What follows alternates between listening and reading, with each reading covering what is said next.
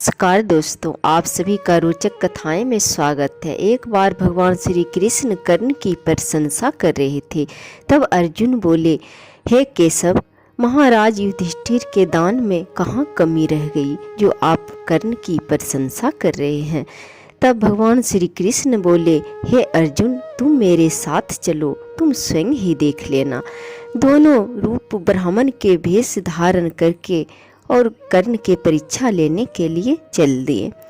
सबसे पहले महाराज युधिष्ठिर के द्वार पर गए। युधिष्ठिर ने कहा कि हे ब्राह्मण देवता, कहिए मैं आपकी क्या सेवा करूं। तब भगवान श्री कृष्ण ब्राह्मण भेष में कहने लगे कि हे युधिष्ठिर, मैं चंदन के लकड़ी से ही भोजन बनाता हूँ और मैं स्वयं ही भोजन बनाता हूँ। वह लकड़ी तनिक भी भींगा नहीं होना चाहिए। तब महायुधिष्ठिर अपने सैनिकों को नगर में चंदन की लकड़ी लाने के लिए भेजा। उस दिन भगवान श्री कृष्ण के माया से भयंकर बारिश हो रही थी। सारे सैनिक आकर महाराज युधिष्ठिर से कहा कि हे महाराज, पूरे नगर में मैं हर जगह ढूंढा, किंतु चंदन की सूखी लकड़ी कहीं नहीं मिला। महाराज युधिष्ठिर भगवान श्री कृष्ण ब्राह्मण भेष रूपी कृष्ण जी से कहा कि हे ब्राह्मण देवता, आप कोई और लकड़ी ले लें। तब ब्राह्मण देवता बोले कि मैं तो चंदन के ही लकड़ी से भोजन करता हूँ।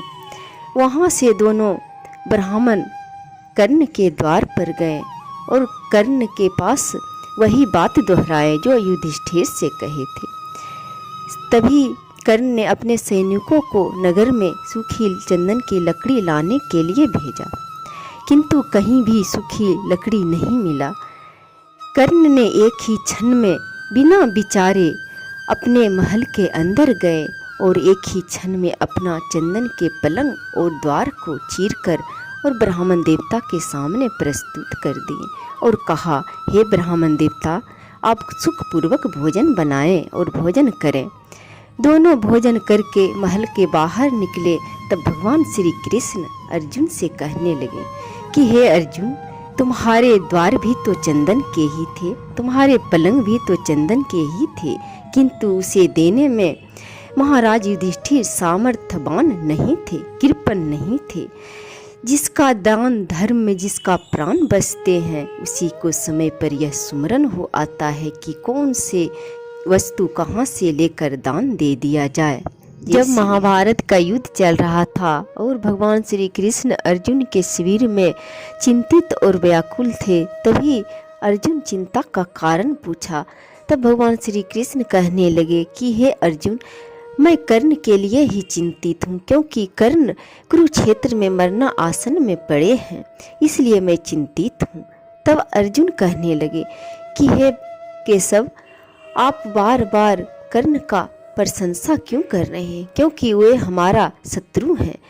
और महाराज युधिष्ठिर, दान धर्म में क्या कम है जो आप बार बार कर्ण की प्रशंसा कर रहे हैं। तब भगवान श्री कृष्ण ने कहा कि तुम मेरे साथ चलो और तुम दूर से ही देखते रहना।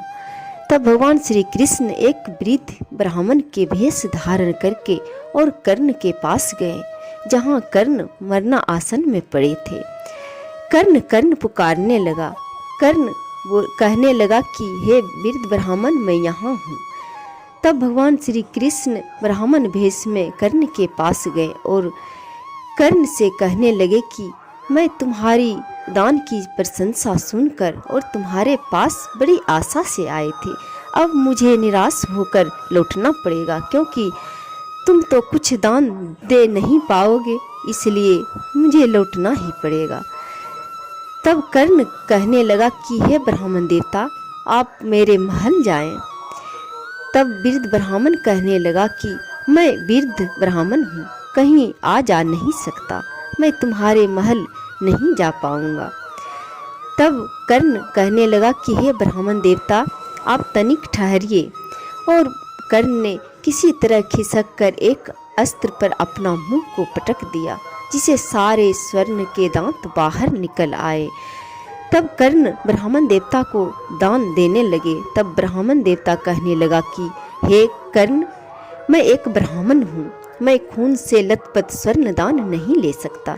तब कर्ण ने एक वरना आसन से जल प्रकट करके और स्वर्ण के दांत को धोया और ब्राह्मण को दान दिया। तब भगवान श्री कृष्ण उसी क्षण अपने रूप में प्रकट हो गए और कहने लगा कि हे कर्ण, तुम सारे संसार में महादानी कहलाओगे। तब कर्ण ने भगवान श्री कृष्ण के दर्शन करके और अपना मस्तक भगवान श्री कृष्ण के चरण पर रखे और अपना शरीर का त्याग किया।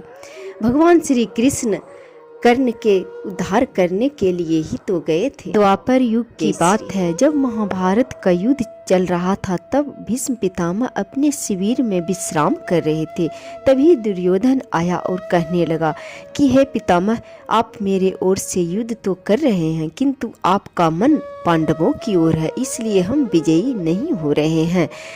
तब भीष्म पितामह ने यह प्रतिज्ञा किया कि मैं सुबह होते ही 5 पांडवों का वध कर दूंगा।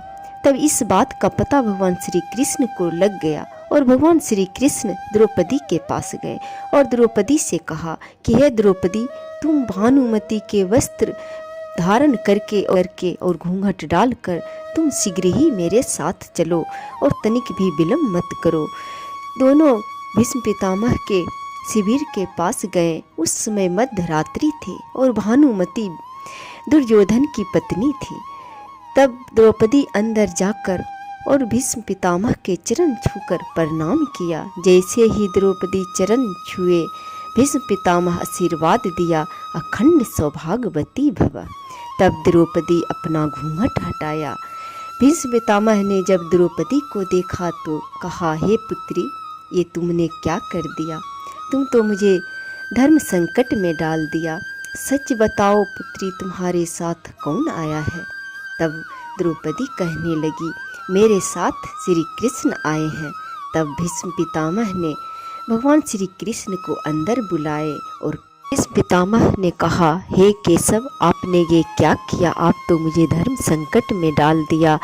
ये मुझे ज्ञात था कि ये सारे लीला आपका ही होगा। जय श्री